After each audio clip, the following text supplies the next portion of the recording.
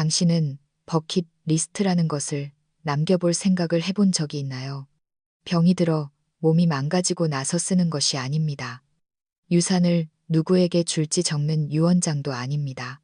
아직 정신이 또렷하고 맑을 때 내 인생의 마지막 장을 스스로 디자인해 보는 일입니다. 오늘 이야기의 주인공은 65살의 평범한 어머니입니다. 그녀는 누군가에게 강요받은 것도 아니고 큰 병에 걸린 것도 아닙니다. 하지만 어느 날 아침 스스로 5가지의 마지막 소원을 적어 내려갔습니다. 한 줄 한 줄이 너무나 냉철하고 또렷했죠. 그녀는 말합니다. 생사를 초월한 게 아니에요. 그저 내 삶을 명확하게 끝맺고 싶을 뿐입니다. 이런 선택을 두고 누군가는 용감하다고 하고 누군가는 지나치게 냉정하다고 할지도 모릅니다. 자식들은 과연 어떻게 받아들였을까요? 그리고 우리 중 얼마나 많은 사람이 그녀처럼 자신의 마지막을 미리 결정할 용기가 있을까요? 지금부터 이 어머니가 작성한 리스트를 함께 들어보시죠. 그리고 그녀가 그린 그림 속에서 혹시 당신의 그림자를 발견하게 될지 모릅니다. 나이가 들면 가장 무서운 건 밤은 고요한데 머릿속은 시끄러워지는 순간입니다.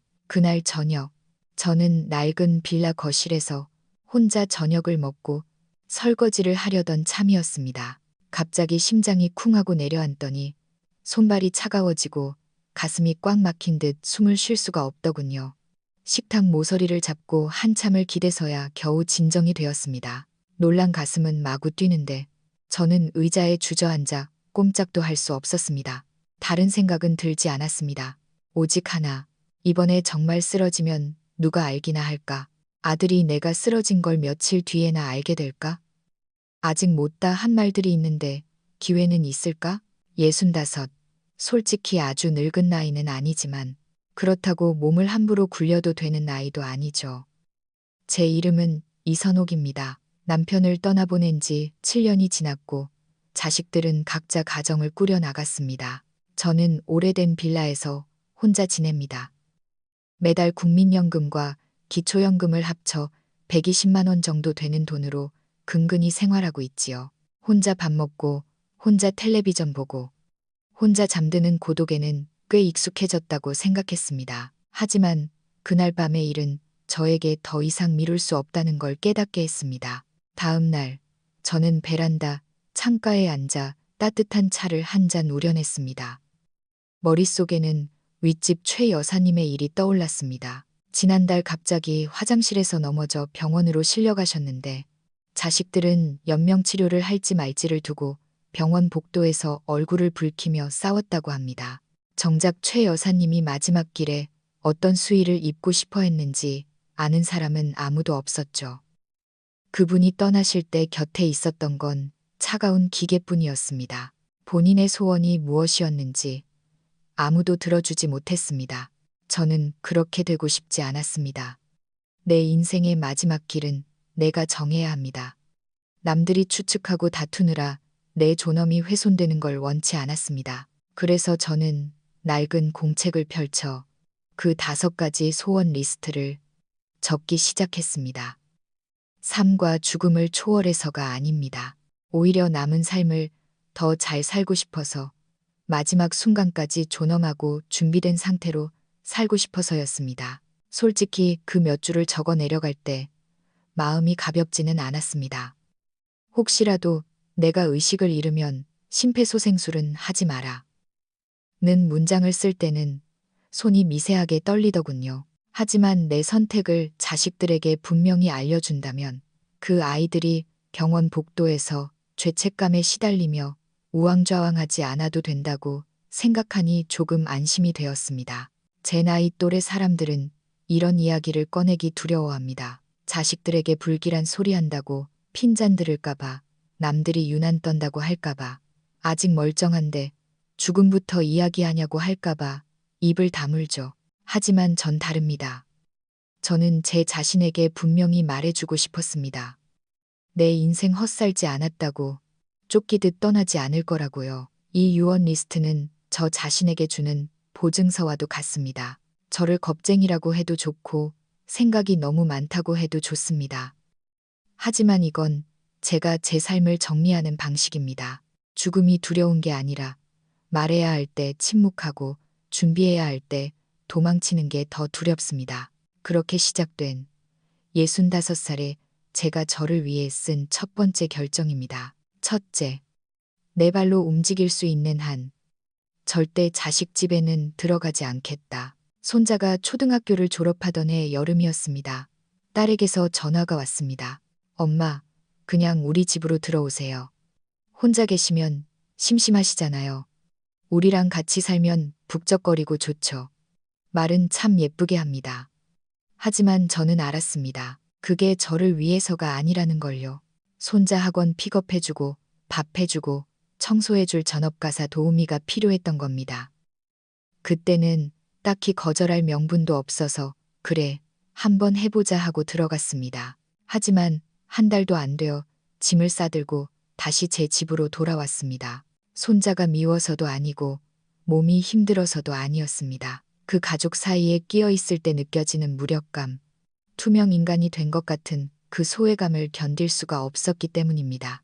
아침 일찍 일어나 새 식구 아침밥을 차리는데 손자는 채소는 입도 안 대고 사위는 밥 먹는 속도가 느리고 딸은 아침부터 기름 냄새 난다고 창문부터 엽니다. 점심에는 도시락 챙겨야지. 저녁에는 손자 숙제 봐주면서 짜증내는 소리 들어야지. 심지어 제가 아끼는 컵을 찬장 구석에 치워놓고는 엄마는 집안 규칙을 몰라라고 하더군요. 저녁에 뜨거운 물로 목욕 좀 하려니 가습이 많이 나온다고 눈치를 줍니다. 딸은 착한 아이입니다. 말도 살갑게 하죠. 사위도 무뚝뚝해서 그렇지 나쁜 사람은 아닙니다. 아기가 없다는 건 알지만 그래서 더 비참했습니다. 저는 그 집에서 가족이 아니라 필요할 때만 기능하는 엄마였습니다. 손님이자 일꾼, 그 어정쩡한 위치에서 저는 숨이 막혔습니다. 다시 제 낡은 아파트로 돌아온 날 밤, 소파에 앉아 컵라면 하나를 끓여 먹으며 재방송 드라마를 보는데 그렇게 마음이 편할 수가 없었습니다. 혼자만의 공간이 주는 안도감은 시끌벅적한 가족의 소음보다 훨씬 달콤했습니다. 자식과 가까이 지내기 싫은 게 아닙니다. 관계의 질을 희생하면서까지 한 지붕 밑에서 서로를 갉아먹고 싶지 않았을 뿐입니다. 지금 제 생활 리듬은 아주 완벽합니다. 아침에 일어나 죽 끓여 먹고 화분에 물 주고 점심엔 도시락 데워 먹고 근처 시장 한 바퀴 돌고 해질녘엔 공원에 나가 에어로빅도 하고 이웃들과 수다도 떱니다. 저녁엔 족욕하며 라디오 듣다가 싶으면 불 끄고 잡니다. 화려하진 않아도 제 뜻대로 흘러가는 순조로운 날들입니다. 무엇보다 누구에게도 설명할 필요 없고 눈치 볼 필요 없고 참을 필요가 없습니다. 저에게는 남편이 남겨준 0만 원 정도의 비상금이 있습니다. 저는 이 돈을 투자도 안 하고 허투루 쓰지도 않습니다. 매달 40만 원씩 생활비에 보태 쓰고 나머지는 정기예금에 넣어둡니다. 큰 돈은 아니지만 제가 좋아하는 차를 사 마시고 가끔 소고기도 사 먹고 가사 도우미를 부를 수도 있는 돈입니다. 만약 아프게 되면 간병인 며칠 쓸 돈은 됩니다. 이 돈이 제 자유의 미천입니다. 많은 노인들이 자식 집에 얹혀 살면서 속으로는 골백 번 후회하면서도 입 밖으로 내지 못합니다. 남의 집에 살면 어쩔 수 없이 고개를 숙여야 하고 눈치를 봐야 합니다. 하지만 쥐꼬리만 한 돈이라도 있고 내 몸 건사할 수 있으면 선택권이 생깁니다. 노년의 안정감은 바로 그 선택권에서 나옵니다. 제 이웃에 박영감님이라는 분이 계셨습니다. 외국 살던 아들이 돌아와서 효도하겠다며 억지로 모시고 갔지요. 그런데 석 달도 안 돼서 영감님이 병이 나셨습니다. 말도 안 통하는 며느리에 입에 맞지도 않는 서양 음식, 목욕 시간까지 며느리 눈치 보느라 맘대로 못 하셨대요.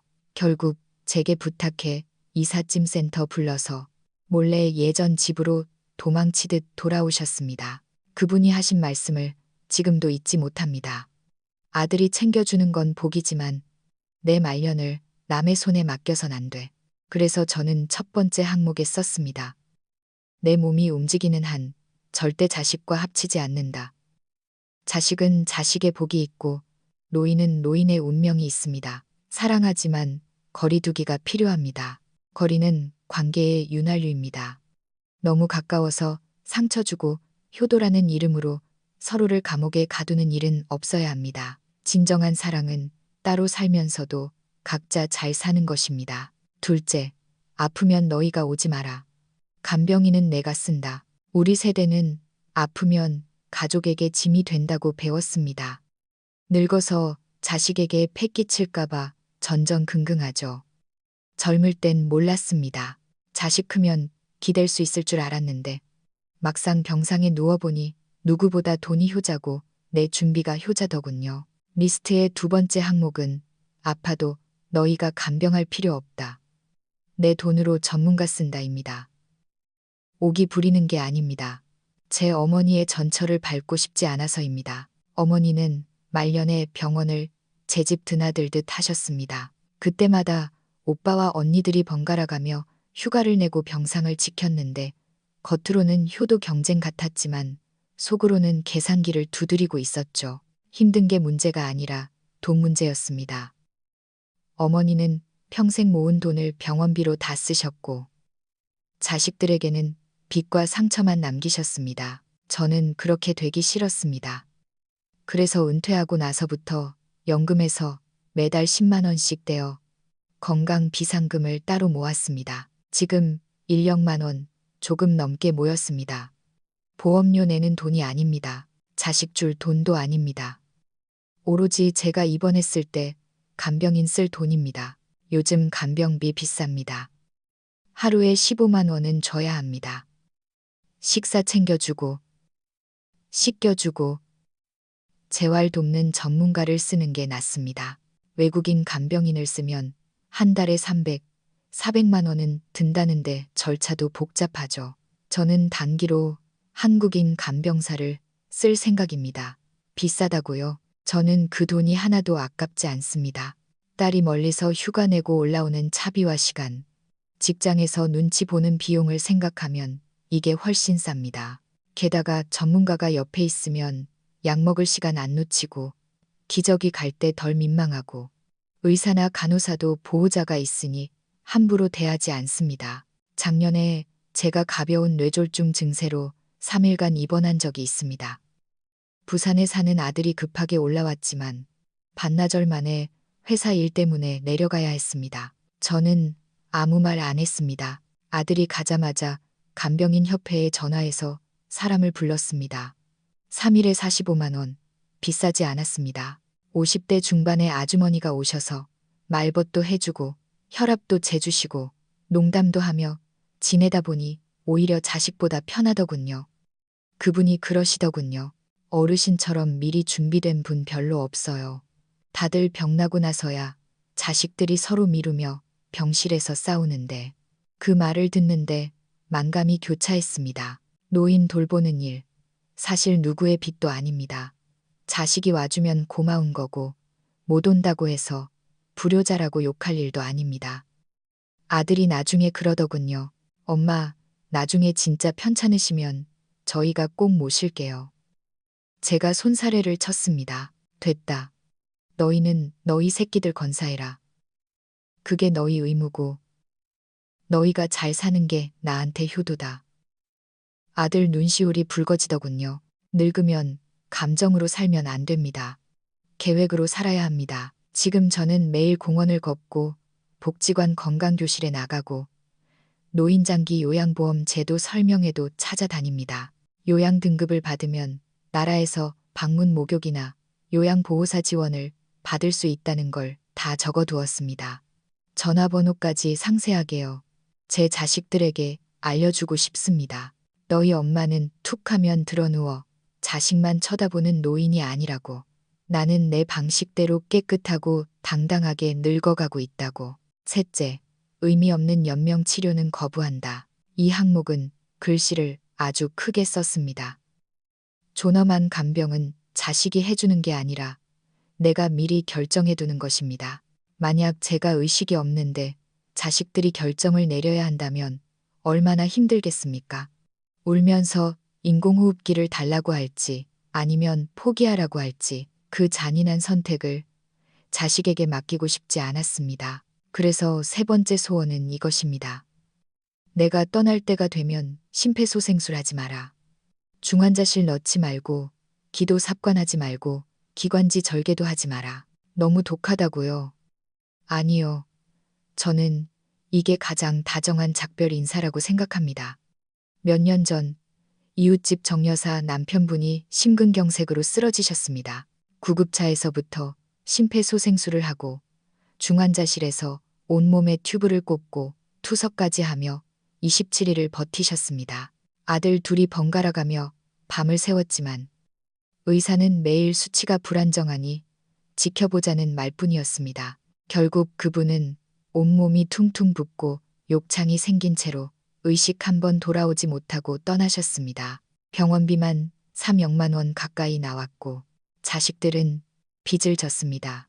나중에 정 여사님이 울면서 그러시더군요. 그 양반 마지막 한 달은 산 게 아니야.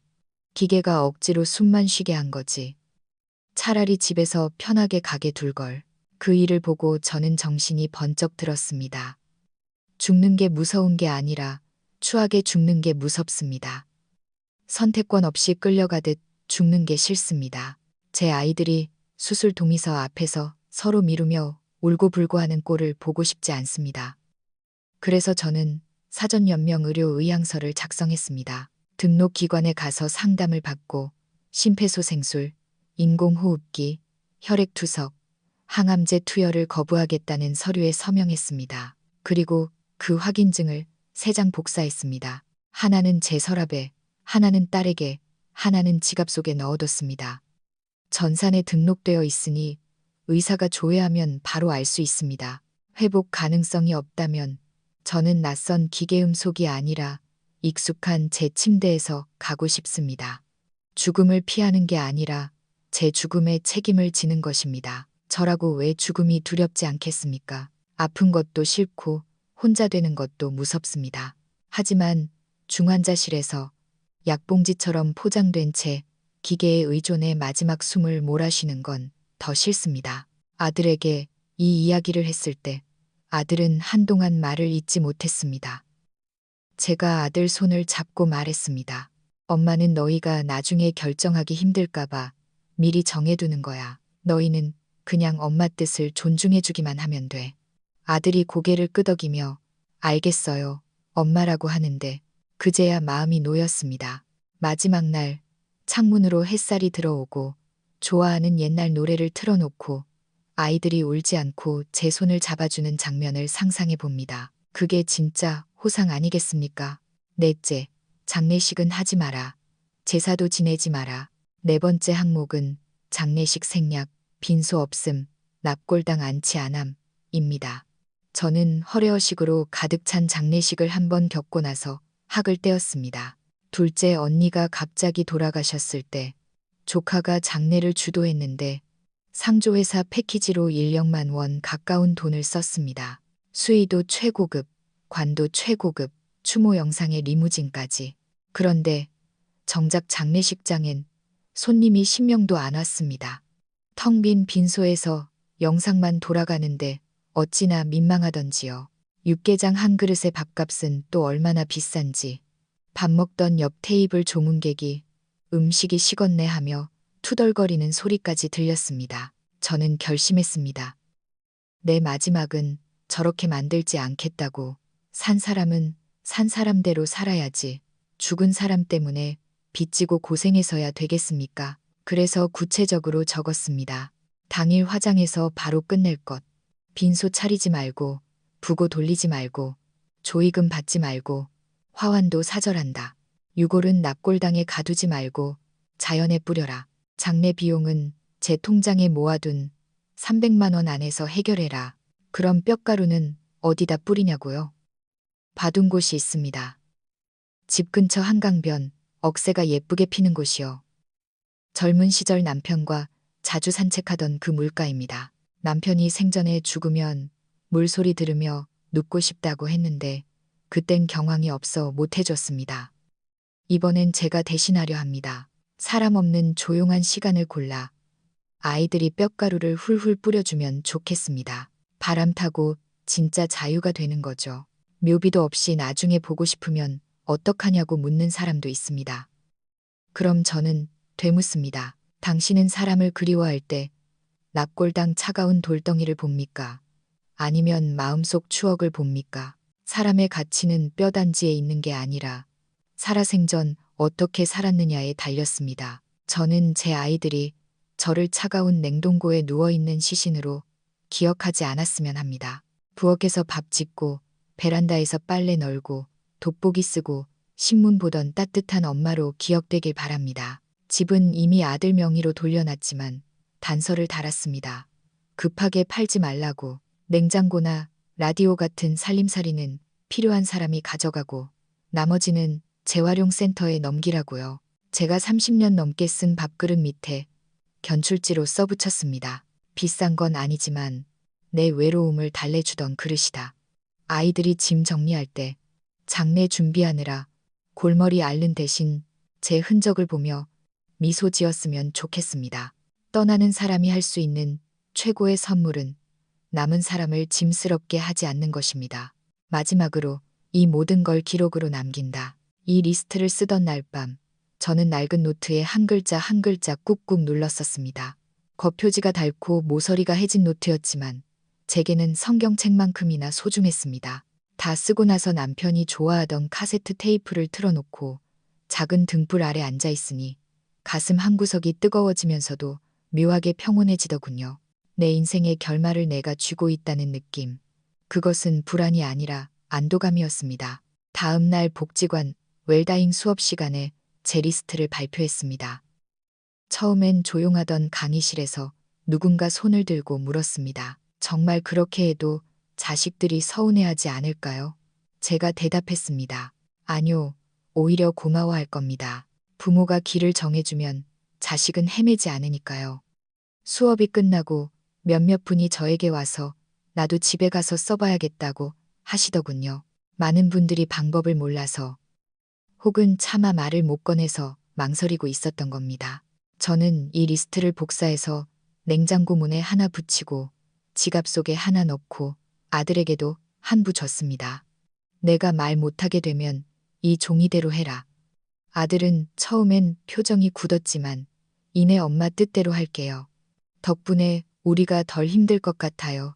라고 했습니다. 그 말에 눈물이 핑 돌았습니다. 제가 이런 준비를 하는 건 사랑하는 사람들이 가장 힘든 순간에 당황하지 않게 하기 위해서입니다. 이 리스트는 죽음을 부르는 주문이 아닙니다.